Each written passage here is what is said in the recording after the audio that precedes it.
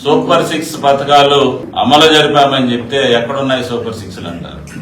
మీరు ఇళ్లలో కూర్చొని చూస్తే సూపర్ 6లు కనపడవు. ప్రతి నెల 1వ తారీఖున రాష్ట్రంలో ప్రతి గ్రామానికి మీ వైసీపీ వాళ్ళు ఎవరంటే వెళ్ళండి.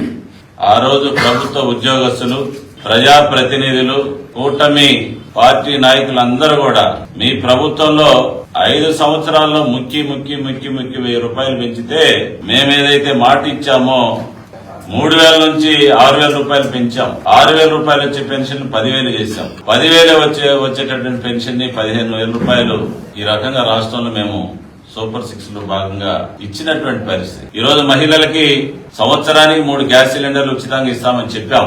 ఈ రోజు 3 గ్యాస్ సిలిండర్లు మేము ఉచితంగా ఇస్తా ఉన్నాం. ఒకసారి వెళ్లి మహిళలను కనుక్కోండి మీరు. అదేవిధంగా మహిళలకి ఆర్టీసీ బస్సుల్లో ఉచిత బస్సు ప్రయాణాన్ని కల్పిస్తామని చెప్పాం. అది కూడా చేసి చూపించాం. రైతులకి సంవత్సరానికి 20,000 రూపాయలు డబ్బులు ఇస్తామని చెప్పాం. 2 విడతలో మేము డబ్బులు వేసినటువంటి పరిస్థితి. ఇలా అన్ని ఇచ్చినటువంటి కార్యక్రమాలన్నీ చేసుకుంటా పోతే ఒక్కొక్కటిగా మీకు కనీసం కళ్ళు దొబ్బాయని చెప్పేసి నేను వైసీపీ నాయకులను అడుగుతున్నా, ఇక్కడ ఉన్నటువంటి వైసీపీ ఎమ్మెల్యేని అడుగుతా ఉన్నా.